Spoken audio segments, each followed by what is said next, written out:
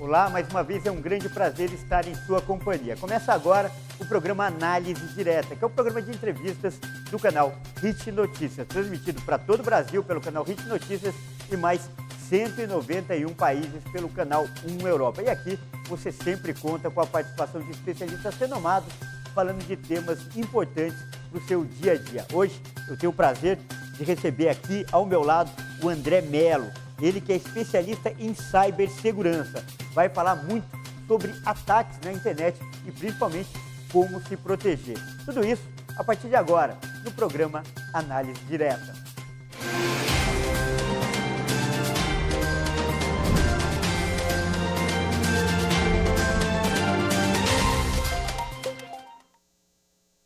Estamos de volta ao estúdio da Hit TV em São Paulo, onde acontece o programa Análise Direta, programa de entrevistas do canal Hit Notícias. Hoje vai tratar de um assunto cada vez mais presente e cada vez mais importante no dia a dia das pessoas, que é a cibersegurança, a segurança nas redes, na internet. E ao meu lado, como eu já apresentei, o André Mello, especialista nesse assunto. André, primeiro quero agradecer a gentileza por aceitar nosso convite e estar aqui presente em nossos estúdios. Você é muito bem-vindo. Obrigado, Cleber. Obrigado pelo convite. É um prazer estar aqui com você.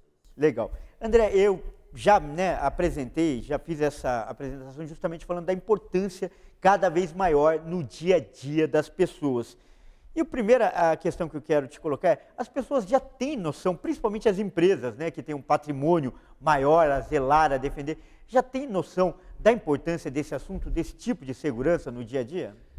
Kleber, infelizmente ainda não. Claro, algumas têm uma preocupação maior, principalmente aquelas que sofreram algum tipo de ataque, acabam se preocupando mais, investindo e tomando as precauções adequadas. Mas, no geral, quando a gente parte, principalmente de empresas de médio a pequeno porte, ainda é muito pouca a preocupação, os investimentos e os cuidados que essas empresas tomam. E quando a gente parte de pessoa física, então, aí é menor ainda essa preocupação e esses cuidados com a segurança da informação.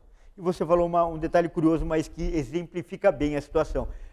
Os que mais te procuram são os que foram atacados, ou seja, precisa sofrer o prejuízo para começar a se proteger. Pois é, infelizmente é assim que a gente tem visto. Isso eu estou falando no mercado brasileiro. O mercado internacional está um pouquinho mais avançado. O mercado internacional, as empresas já fazem um investimento um pouco maior nesse tipo de proteção, nesse tipo de segurança. Porém, aqui no Brasil, a gente ainda vê muito esse caso. Empresas que esperam ou topam sofrer o risco, assumir aquele risco de ser atacado do que fazer um investimento. Isso, infelizmente, a gente vê acontecendo. E, por outro lado, o prejuízo pode ser enorme, né, André? O prejuízo pode ser enorme. E aí varia muito, porque hoje os ataques, eles têm diversos tipos, diversas técnicas, e um ataque que está muito comum, que a mídia fala muito, alguns, né? Um deles é o ransomware, por exemplo. E o ransomware é aquele ataque que o atacante, o hacker, ele sequestra informações da empresa, e aí pode ser um banco de dados, pode ser um servidor, um computador onde tem informações, e pede um resgate para liberar. Esse que é o tipo de ataque que acaba custando mais para a empresa. Sem contar um ataque onde tem um tipo de ataque que é chamado de DDoS, né, que é um ataque de negação de serviço que gera indisponibilidade. Então esse ataque de DDoS, a função dele é gerar indisponibilidade. E o que acontece nesse ataque? Aquela empresa, aquele serviço, aquele site, fica indisponível, fica fora do ar.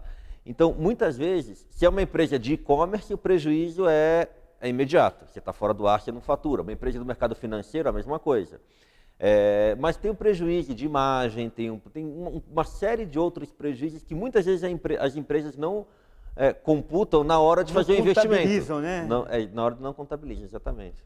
Interessante esses dois, esses que você descreveu, são as práticas mais comuns hoje, que mais afetam as empresas e as pessoas também? São as mais comuns. O que acontece? Dando um passo atrás, né? Como que um ataque ele começa ou é gerado? Primeira coisa que esse atacante, o hacker, faz é criar um mini exército para gerar esse ataque. Como que ele cria isso? Isso é chamado de botnet. Então, uma botnet são dispositivos que estão conectados na internet e que vão ser usados para gerar esse ataque. Que tipo de dispositivo? Pode ser um computador, pode ser uma câmera IP, pode ser um relógio, pode ser um carro que está conectado na internet, pode ser uma geladeira. Qualquer coisa conectada na internet pode ser infectada e fazer parte dessa botnet. A pessoa, o dono nem sabe. O dono nem sabe. Interessante isso. Né? Então, o que o hacker faz? Então, primeiro passo, ele acha uma maneira de infectar essas máquinas, esses dispositivos que estão conectados na internet. Qual que é uma maneira muito comum? Mandar e-mail, onde a pessoa clica, ou num link, ou numa foto, ou num boleto que não era para clicar, e a máquina dele é infectada. Simplesmente o fato de clicar. É importante você explicar que você está sendo muito didático agora. Você está fazendo um alerta para as pessoas que são potenciais vítimas. Exatamente. Então é muito legal esse passo a passo que você está descrevendo. Então simplesmente clicar já é o suficiente. Clicou já é o suficiente para ele ter instalado um malware, que a gente chama, né? Que é um arquivinho, algum comando que ele instalou no teu computador e pronto, ele conseguiu abrir uma porta e ter acesso ao teu computador. Só de você ter clicado. Você nem percebe, como a gente falou, você não percebe que você fez bobagem. Às vezes você clica e você fala, putz, esse e-mail, esse link não tem nada a ver, não era o que eu queria, e fecha. Mas não importa, você já foi infectado. Então, o primeiro passo é esse. Esse hacker, eles infectam um grande número de dispositivos que ficam fazendo parte de uma botnet. Tá? E essa botnet, esses dispositivos infectados, eles são usados para esses tipos de ataques. Quais são os 3 mais comuns? Tá? Primeiro, gerar e-mail de phishing. Então, essas máquinas phishing, infectadas... Só para a gente traduzir também para o nosso telespectador, o phishing é o pescar em inglês, né? Ele está pescando, jogando a isca para pegar mais vítimas. Para você clicar ou, enfim, para você ser fisgado. Então, eles são utilizados para gerar esses e-mails de spam. São utilizados para o ransomware, que foi aquele que a gente comentou, e são utilizados para ataques de negação de serviço de DDoS, que são esses ataques que geram indisponibilidade. Então, essas botnets é o começo de tudo. Então, como sempre tem essas máquinas, esses dispositivos infectados, tem alguém controlando. Essa pessoa que controla, mas quando eu estou falando máquinas, eu não estou falando de dezenas nem centenas, são milhões de máquinas infectadas no mundo inteiro. Tá? Milhões de máquinas. Milhões de máquinas. Então, uma botnet muito famosa, que ficou famosa há uns 4 anos atrás, foi chamada de Mirai. Aliás, existe até hoje, Mirai. Que o cara fez? Ele simplesmente, e aí vai até uma outra dica para quem está nos assistindo, ele infectou câmeras IPs,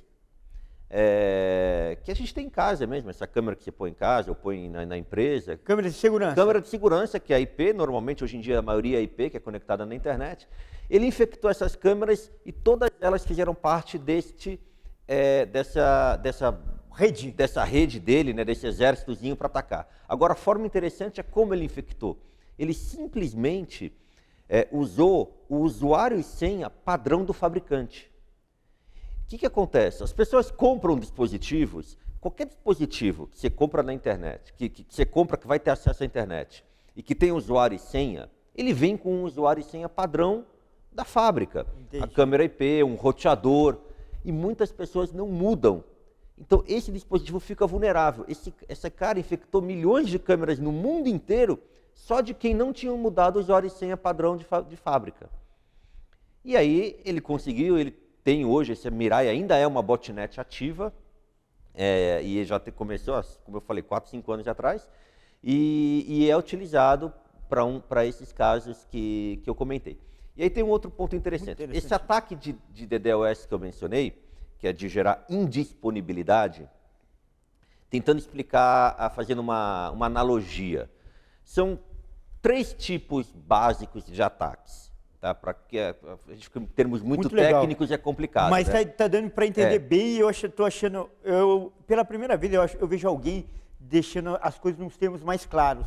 Eu estou achando muito legal essa entrevista, esse mérito que você está trazendo de simplificar numa linguagem mais comum. Pode continuar. Então, aí esse ataque que é muito comum, que gera indisponibilidade, são 3 tipos. Imagina que Um deles eles tentam entupir o caminho da internet, o link da internet. Então, fazendo uma analogia mais ou menos assim, você imagina que você tenha a estrada São Paulo-Santos e você tem o tráfego normal de veículos São Paulo-Santos. E aí eu dou um comando e, de repente, eu coloco um monte de carro autônomo na estrada ao mesmo tempo. O que acontece? A estrada para. Então, nem as pessoas que de fato queriam chegar lá, como esses carros autônomos que foram colocados só para tumultuar, também não chegam. Então ninguém chega, ele entope aquele link. Isso é um tipo de ataque de DDoS. Só que eu estou falando de link da internet.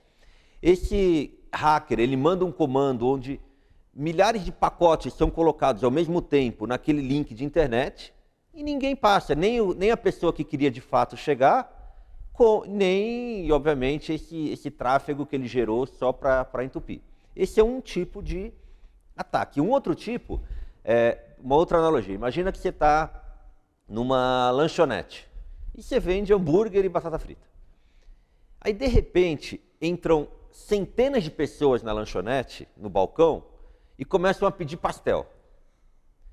Aí você tem que responder para as pessoas que querem pastel, que você não vende pastel, que você só tem isso.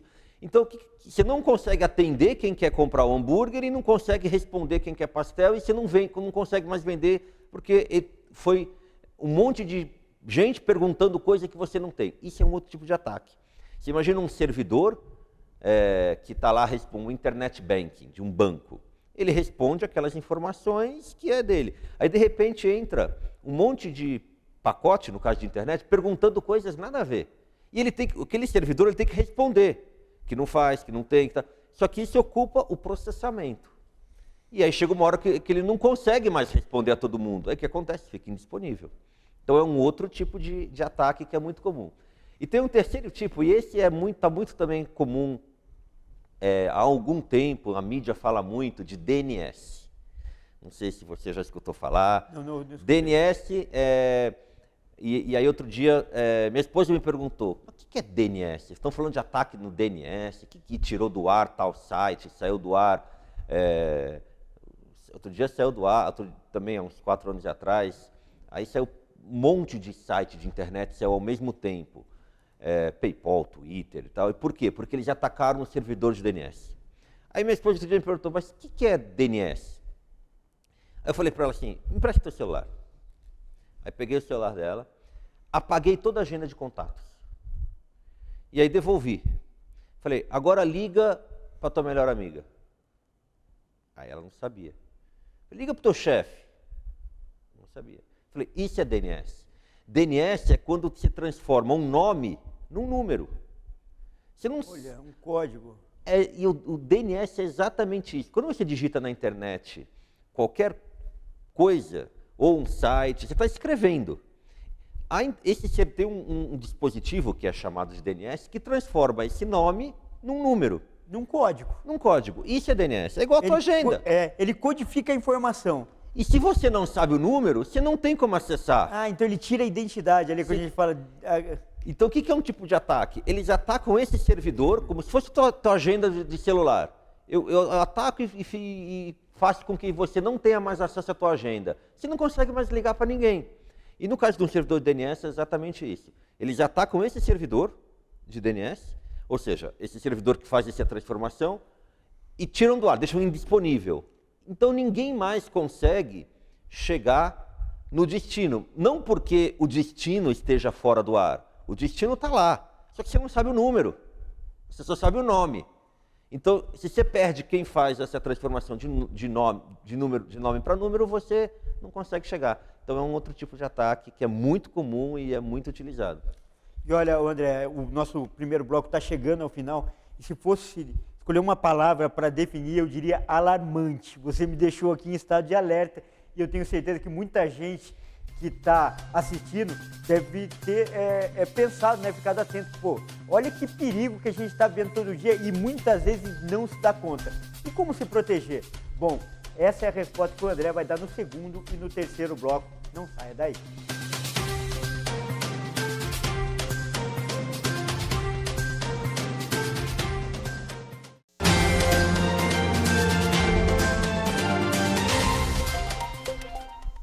Nós voltamos ao estúdio da Hit TV em São Paulo, onde acontece agora o segundo bloco do programa Análise Direta, o programa de entrevistas do canal Hit Notícias, que hoje recebe André Mello, especialista em cibersegurança. André, no primeiro bloco você descreveu com muita propriedade, principalmente esse eu acho que foi o grande mérito, com muita clareza e simplicidade os ataques. Eu acho que todo mundo teve noção do risco, do perigo que corre. Agora, quais são os alvos? A gente vê, como você disse também, notícias na mídia, mas quais são os alvos mais assim, preferidos ou os principais alvos? Instituições financeiras, órgãos governamentais, quais são os que sofrem maior número de ataques? Então, Kleber, o atacante, ele tem diversas motivações. Legal. Né? Então, quando o cara tem uma motivação financeira, que um ataque de ransomware, por exemplo, onde ele vai pedir um resgate, ele vai tentar bloquear algum acesso dessa empresa, né, nas informações, pedir um resgate, obviamente ele vai ter como alvo empresas maiores, que tenham mais visibilidade e que ele vai ter provavelmente mais sucesso em conseguir esse resgate. Então, empresas do mercado financeiro sofrem bastante, empresas de e-commerce sofrem bastante. Agora, tem outros hackers que é mais um objetivo político, um ativismo. Aí o governo ele é muito atacado nesse sentido, que os atacantes querem simplesmente ter o status de ter conseguido ou tirar um site do ar, ou um serviço público do ar, do governo. Então, esses são os três principais mercados que sofrem: o financeiro, o governo e empresas de e-commerce. Legal você falar isso da motivação, né? No ransomware, como você falou, tem um sequestro. Então, há um contato, há uma negociação para que seja liberado os dados, enfim, o que foi resgatado da empresa. Então, há uma negociação, né? Há uma negociação. Normalmente, eles pedem esse resgate em Bitcoin, né? Porque aí você não consegue fazer o rastreamento de onde veio do dinheiro. Mas tem uma negociação, sempre tem uma negociação. E aí, dependendo de como a empresa estiver protegida e o quão crítico for aquela informação, ela vai ceder ou não. O caso clássico foi da JBS, da unidade da JBS nos Estados Unidos, né? Exatamente, a JBS pagou, né, um resgate milionário. 11 milhões de dólares. 11 milhões de dólares. E porque provavelmente, claro, a gente não tem os detalhes internos da empresa, mas provavelmente eles não tinham um mecanismo de reaver essas informações se não pagasse isso. Eu tenho clientes que sofreram ataques de ransomware e não pagaram o resgate. Por quê? Porque aqueles dados que foram eventualmente roubados, eles tinham backups ou eles tinham outras formas de ter, e o prejuízo não seria grande. Claro que o prejuízo acaba sendo o que essa pessoa pode fazer com os dados roubados. Esse é um prejuízo, divulgar, por exemplo, esses dados numa dark web, né, que é aquela internet onde tem muita coisa obscura sendo dark web, né? Divulgado. Mas a empresa em si, dependendo dos níveis que ela tiver de backups ou de segurança, muitas acabam não cedendo ao ransomware porque eles, de uma forma ou de outra, eles têm como reaver aquelas informações que foram roubadas ou sequestradas. Mas enfim, se for um dado muito sigiloso, aí o perigo é grande, como você falou, né? Aí é complicado. Imagina um dado bancário. Mesmo que ela tenha para si em backup, mas vai ficar exposto. Exatamente. Aí muitas vezes ela acaba até pagando para proteger. E aí, claro, para proteger os clientes, mas acima de tudo, proteger a reputação da empresa, né? Senão pode quebrar uma empresa. Exatamente. Agora, no outro caso que você citou, que é aquele bloqueio, onde eles tiram um site, uma página do ar, não há uma negociação. Qual que é a vantagem? Qual que é a motivação? Claro, não sendo governamental, que é política, mas, por exemplo, para tirar um e-commerce do ar, simplesmente tirar. Qual que é a vantagem? Não tem, de novo, depende da motivação. Mas existe muito, por exemplo, na época das Olimpíadas e Copa do Mundo do Brasil, quais foram os sites mais atacados no Brasil? dos patrocinadores das Olimpíadas e da Copa do Mundo, que eram normalmente instituições financeiras e tudo. E por que que eles fazem isso? Exatamente. Simplesmente para ter o prazer de falar que... Porque quando um hacker tira do ar um site de uma grande instituição financeira no Brasil, deixa um internet banking de um grande banco fora do ar. Nas redes, numa dark web, nessas redes sociais, ele fala da autoria, ele cobra autoria, né? Ele ganha notoriedade. Ele ganha notoriedade, fala, eu tirei aquele banco do ar por 1 hora, por 2 horas, por 3 horas. Só isso que ele ganha. Para depois ele capitalizar em cima disso. Para depois capitalizar. Ele não ganha nada além disso. Agora, infelizmente, o que acontece também é por conta de concorrência. Eu pensei, ia te perguntar isso. Infelizmente acontece... um jogo sujo. Jogo sujo. Claro que é muito difícil provar, né? Então aqui eu estou falando genericamente, porque é muito difícil provar. Tem investigações de Polícia Federal, mas é bem difícil chegar e provar a autoriedade disso, mas existe. Então, por concorrência, um faz em cima do concorrente para prejudicar o concorrente, e aí o benefício é, obviamente, pegar os clientes do concorrente. E tudo isso só valoriza mais ainda o que a gente está falando, a necessidade de ter um sistema de segurança, né? Exatamente. Então, as empresas têm que se preocupar com a segurança da informação. E aí você pode me perguntar, mas dá para ficar 100% seguro? Não dá. Então, só vou te brecar agora, isso vai ser para o terceiro bloco para a gente ainda criar expectativa. Antes disso, eu queria que você situasse o Brasil. O Brasil hoje, inclusive tem um ranking, né? Estou falando isso para já te dar gancho para falar do ranking. O Brasil hoje é um país muito atacado, pouco atacado. Qual que é a nossa realidade? O Brasil hoje ele é um país que, aliás, há muito tempo ele já está no ranking dos 10 países mais atacados. Tá? Então, China e Estados Unidos sempre foram os dois para ir, o top 1, top 2, sempre foram dos mais atacados. E o Brasil sempre esteve na lista dos top 10 ali, né? O que aconteceu esse ano? O Brasil entrou na lista dos países que mais geram ataque. É mesmo? Então, o Brasil hoje, o que significa o Brasil gerar ataque? Como eu falei anteriormente, no bloco anterior, existem muitas botnets hoje no Brasil, ou seja, existem muitas máquinas infectadas, muitos equipamentos, dispositivos infectados. Seriam hospedeiros, né? São como se fossem hospedeiros. E quais são as razões para isso ter acontecido? São algumas. Claro que a pandemia ajudou muito. Por quê? Porque com a pandemia, muitas pessoas, empresas trabalharam de casa, home office, então são mais dispositivos conectados que a gente chama fora do perímetro. Quando você está conectado dentro da tua empresa, querendo ou não, você está um pouco mais protegido porque a empresa, por menor que seja a proteção, um firewall, que hoje acho que é quase impossível uma empresa não ter um firewall, tem algum tipo de proteção. Quando você vai para a tua casa, a proteção já é menor.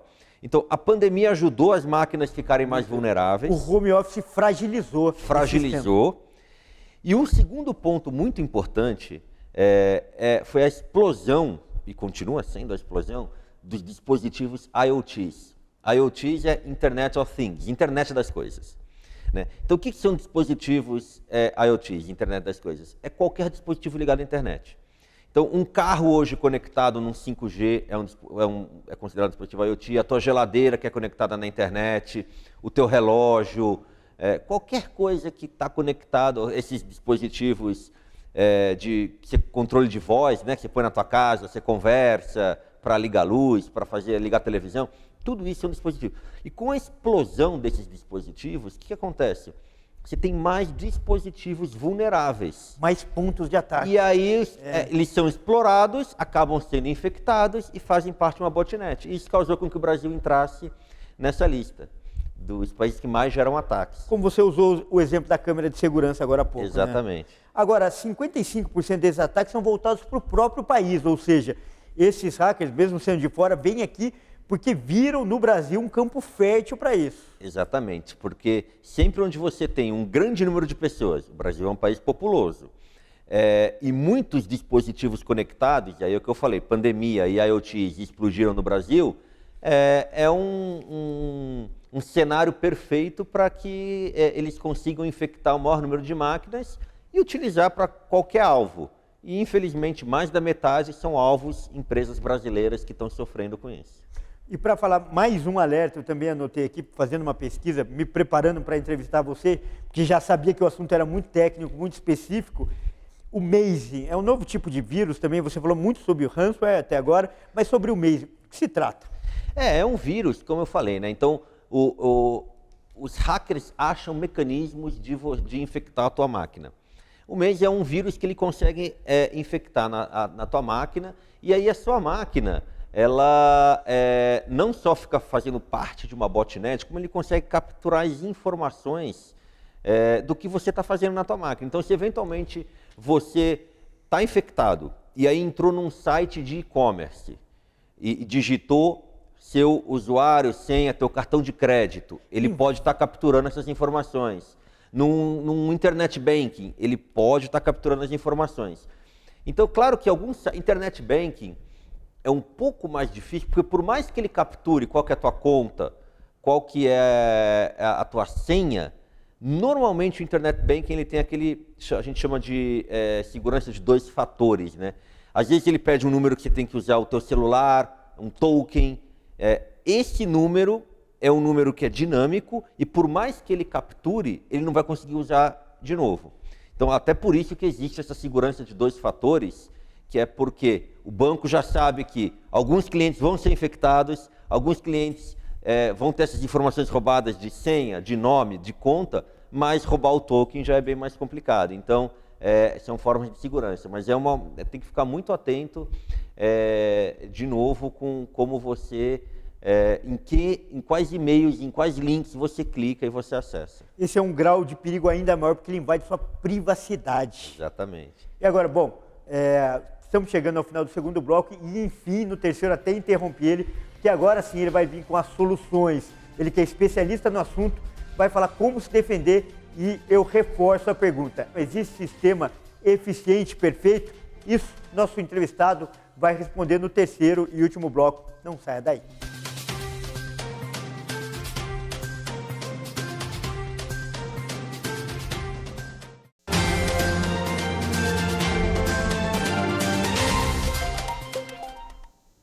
Estamos de volta com o terceiro e último bloco do programa Análise Direta, o programa de entrevistas do canal Hit Notícias. Lembrando que nosso programa é transmitido para todo o Brasil pelo canal Hit Notícias e mais 191 países pelo canal 1 Europa. Hoje estamos falando de cibersegurança. Aqui ao meu lado o André Mello, que é especialista no assunto. André, as pessoas, o brasileiro, você falou, esse tipo de problema tem invadido cada vez mais o país. O Brasil já é o 9º do ranking. Mas e o brasileiro? Ele tem, especialmente o empresário, ele tem se dado conta da importância, via de regra, como tem sido a segurança nos lares e especialmente nas empresas? Pois é, Kleber. O que a gente tem percebido, para você ter uma ideia, no último ano, em 2019, a gente cresceu 30% no Brasil. Nós somos específicos na área de cibersegurança, então a gente só trabalha com isso. Nós crescemos 30%. Este ano, a gente deve dobrar de tamanho aqui no Brasil. E por quê? Sim, existe uma preocupação maior das empresas com a segurança, o investimento está um pouco maior, porém, o que a gente percebe é que esses ataques, eles são em ondas. Tá? Então, a empresa ela é atacada, ou ela consegue se defender, ou de alguma forma ela sofre algum prejuízo, mas esses ataques diminuem. Não é um ataque que fica o ano inteiro constante, o tempo todo. Ele aumenta, diminui. Então o que a gente percebe é que, dependendo do tamanho da empresa e do mercado que ela está atuando, quando esse ataque diminui, ela perde o apetite de investir, ela perde o apetite de gastar dinheiro para se proteger. Ela fala, agora diminuiu o ataque, eu não estou sofrendo, deixa eu esperar mais um pouco. Isso a gente percebe que acontece ainda no Brasil. E aí que está o problema, porque esse ataque volta, pode demorar 1 mês, 2, 1 ano, mas o ataque volta e aí, se ele não estiver protegido, o prejuízo pode ser muito maior. E como você falou, a questão financeira é o que pesa, tanto na hora de avaliar o prejuízo, quanto na hora de contratar o serviço. E muitas vezes isso é visto como um gasto. A gente conversava até antes de começar o programa e você falava muito bem comparava muito bem a um seguro, porque na verdade na prática é um seguro, né? Exatamente. Então as empresas veem como um seguro e acaba sendo parecido com um seguro mesmo, né? Que você faz um investimento em segurança, eventualmente você não é atacado, e aí você fica com, putz, investir e não precisava. Mas, de novo, é o conceito de um seguro. Você está fazendo um investimento para, se você for atacado, você não ter o prejuízo, ou diminuir o teu prejuízo. Então, isso, infelizmente, as pessoas ainda veem como um seguro. E análise de segurança da informação é uma análise de risco, assim como um seguro, é uma análise de risco. Então, você sempre mede qual é o risco que você está disposto a sofrer, o quanto que você vai investir para estar seguro, né? O quanto que o teu sistema, a tua empresa, ficar, por exemplo, eu falei muito de ataque que gera indisponibilidade. O quanto que eu consigo absorver de indisponibilidade. Se eu ficar fora do ar 1 hora, 2 horas, está ok para o meu negócio? Vai me afetar? Quanto eu sobrevivo, né? Quanto eu sobrevivo. E aí é uma análise. Legal. Então, e é óbvio, você sempre, para aumentar o nível de segurança, você tem que investir mais. Até que ponto que faz sentido? Cada um tem uma realidade. Cada empresa tem a sua realidade, o quanto você vai investir e, obviamente, aumenta o nível de segurança da tua empresa. Legal. E a partir dessa resposta, finalmente vou fazer a pergunta que já está aí esperando alguns blocos. Existe segurança, sistema de segurança perfeito? Não é impossível a gente estar 100% seguro, seja pessoa jurídica, seja pessoa física, tomando todos os cuidados, no caso de pessoa física, ou fazendo investimentos milionários na empresa, é impossível estar 100% seguro. Tá?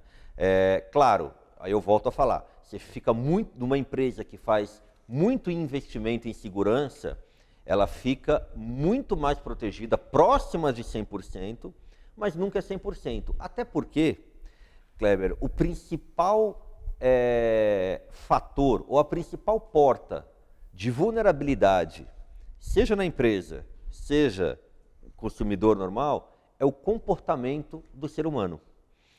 Então, isso é muito difícil de controlar, porque quando você, como eu comentei, e eu volto a falar, clica em alguma coisa que não deveria, abre um arquivo que não deveria, isso daí é impossível. A empresa, claro, ela tenta colocar, no caso de empresa, mecanismos de que mesmo que a pessoa clique onde não deveria, tentar proteger a rede da empresa. Mas às vezes, aquela pessoa pode fazer ou por desconhecimento ou por maldade. E se é por maldade, ela acha uma brecha que mesmo tendo o mecanismo de segurança da empresa, vai conseguir infectar a rede da empresa. Então, é o que eu falei, o comportamento humano hoje é o principal fator e é o principal ponto de vulnerabilidade que existe. E como combater isso? Treinamento. Não tem outro jeito no caso de empresa. Treinamento para os funcionários, para que eles saibam os riscos e como se comportar ou como ser cuidadoso quando receber, principalmente e-mail. Importante isso. Então, o trabalho de segurança vai além de você instalar mecanismos, instalar programas. Você também treina as pessoas. Você até fez eu lembrar, eu já participei da cobertura de alguns desastres aéreos. E sempre o fator humano, na maioria das vezes, tem uma grande porcentagem. Nunca é só um fator, claro, mas o fator humano sempre pesa muito grande. Então, vocês também treinam as pessoas para minimizar essa questão da falha humana. Exatamente. Parte do processo, né, quando uma empresa contrata, por exemplo, uma consultoria de segurança da informação, então você tem todas as ferramentas disponíveis, tecnológicas no mercado para fazer essa proteção, desde antivírus, que hoje em dia nem chama mais de antivírus, eles chamam de endpoint, é o nome mais bonito, mas essas proteções mais simples, até proteções mais elaboradas, que é um anti-DDoS que eu comentei, que é como você impedir aqueles ataques que eu mencionei lá no início, que é você bloquear o link ou você não perder processamento respondendo coisas que não tem a ver com a tua aplicação. Enfim, tem várias tecnologias hoje disponíveis no mercado para proteger contra isso tudo. E, para complementar, e talvez seja um dos mais importantes, é o treinamento para o pessoal da empresa, para os funcionários, voltados para tecnologia da informação, como se proteger, o que fazer, o que não fazer. E muitas empresas fazem esse programa e mandam e-mails, eu não sei se você já participou de alguma coisa assim, mas eles mandam e-mails internos com pegadinhas. Então, ele manda, aí a pessoa, o funcionário clica, aí vem um alerta do departamento de TI e tal, falando, olha, esse foi um e-mail que a gente mandou interno, que era um teste, você clicou, você fez o treinamento, não deveria ter clicado, vai lá agora e faz esse treinamento de novo, porque você não está... Tem um e-mail dedo duro, então, lá que mostra... Tem um e-mail dedo duro. Interessante e eficiente, né? Mas eu acho que esse exemplo é muito importante para mostrar hoje um negócio sério, um negócio estruturado, não é possível imaginar sem um sistema de defesa eficiente, sem uma empresa que cuide dessa parte. Exatamente. Tem que ter uma empresa que cuide, ou um departamento que cuide, especializado, e que olhe não só do ponto de vista tecnológico, mas também do ponto de vista pessoal. É fundamental. E hoje, qualquer área acho que qualquer empresa, em qualquer área, de alguma forma, a TI, né, a área de tecnologia da informação, está envolvida. A gente trabalha muito com empresas do governo e recentemente estava fazendo algumas reuniões com alguns ministérios lá em Brasília e o pessoal, claro, fazendo reunião com o pessoal da área de TI, de tecnologia da informação. E eles falando que não existe nenhuma reunião ministerial hoje que a área de TI não esteja presente. Porque tudo que o governo, eu estou falando no caso de governo, mas qualquer coisa que o governo vá fazer envolve o departamento de tecnologia. Porque tem um programa, porque tem que acessar dados, ou porque nós, contribuintes, vamos de alguma forma ter que acessar. Você vê esse Bolsa Família, quando teve a pandemia, que teve que ajuda de custo, qual era o maior problema? Como identificar essas pessoas? Como se identifica? Por algum sistema de TI. Hoje em dia, tudo acaba envolvendo TI. Aproveitando o seu gancho do governo, no ano que vem teremos um ano eleitoral também. É um ano para essa segurança ficar reforçada. Por exemplo, esses ataques de fake news, de perfis falsos também. Isso envolve o trabalho de vocês também oferece uma prevenção contra isso? Esse tipo de ataques são ataques mais não tem necessariamente a ver com a tecnologia em si, né? Uma fake news, ou até esses ataques que eles falam de WhatsApp, né? Que você acaba caindo. Isso tem mais a ver com... Isso é um crime civil, na verdade. Porque é de conteúdo, não é de tecnologia, exatamente, né? Não é de tecnologia, é conteúdo. Então, a tecnologia em si não tem como impedir isso, a não ser tirar o usuário, né? Mas, tirando isso, são realmente conteúdo que não necessariamente... Mas tem robôs também para divulgar as informações, né? Tem, como você falou, aquela super envio, aquele envio maciço de informações. Tem robôs para estimular isso também, né? Existem robôs, mas nem todo robô é utilizado para o lado ruim. Então, não é simples. Existem tecnologias que você identifica o robô, mas não necessariamente o robô está sendo utilizado para um ataque ou para gerar fake news ou para alguma coisa ruim. Vou dar um exemplo, não sei como é que está de tempo, mas vou dar um exemplo rápido. Fique à vontade. Site dos tribunais de justiça do país. Hoje, todos os processos do Brasil são eletrônicos. Tá? Então, existem e aí, esses processos são consultados, obviamente, nos sites do Tribunal de Justiça de cada estado do Brasil. Existem muitas empresas de advocacia que utilizam robôs para verificar o status dos processos. E não é pro mal. É simplesmente porque, em vez de ficar, ou colocar um estagiário, ou alguém tem que ficar digitando todos os números. Que é um trabalho braçal, né? É um trabalho braçal. Eles fazem via robô. Então, o site do governo, ele tem um monte de robô acessando. Dá para identificar, tecnologicamente, a gente consegue colocar uma ferramenta que identifica que está vindo de um robô. Mas não tem por que impedir. Entendeu? Então, não necessariamente o robô é para o mal. Teria como impedir, legal, mas tem uns robôs muito que não bom são. exemplo. O robô não tem índole, é a pessoa que vai aplicar que vai falar.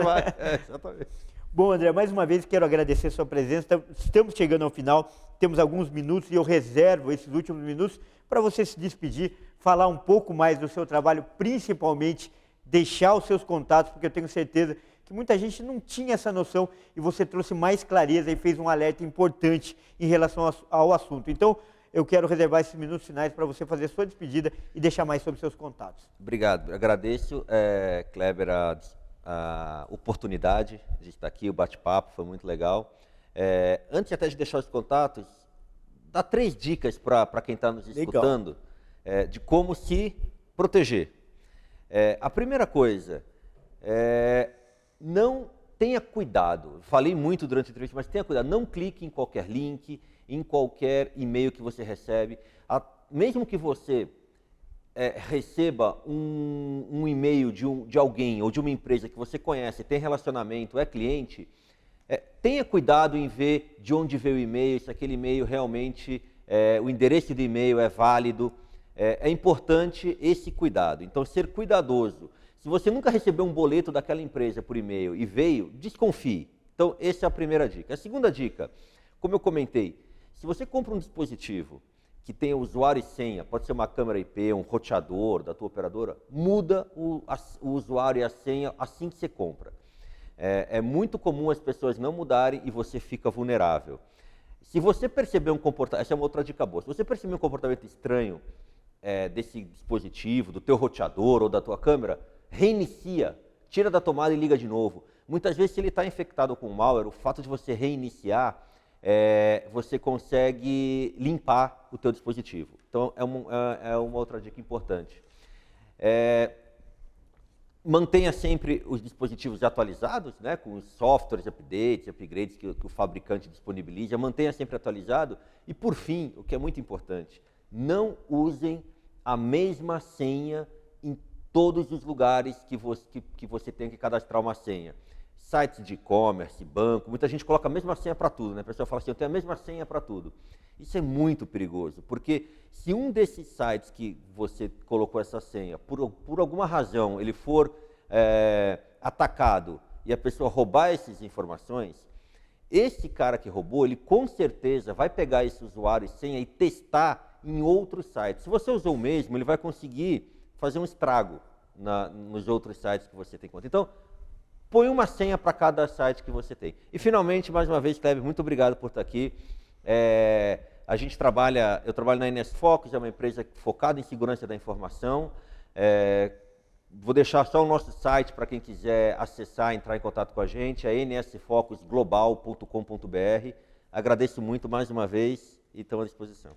Eu que agradeço, André, e digo mais, eu digo que se não tivesse esse programa inteiro, só esse finalzinho, só sua despedida, já teria valido a pena, porque foram dicas muito importantes. E você gostou? Quer assistir de novo? É só acessar as nossas redes sociais. Nós estamos no Facebook, né, /programa Análise Direta, ou então no YouTube, /Hit Notícias, no canal Hit Notícias. Lembrando que nosso programa é transmitido para todo o Brasil pelo canal Hit Notícias e mais 191 países pelo canal 1 Europa. Você também pode participar mandando sugestões pelo WhatsApp. O número 55, para quem está fora do país, 11 99 224 7760. E aqui é sempre assim. Você conta com a participação de especialistas renomados que falam sobre temas importantes e interessantes para o seu dia a dia. Então continue ligado e até a próxima.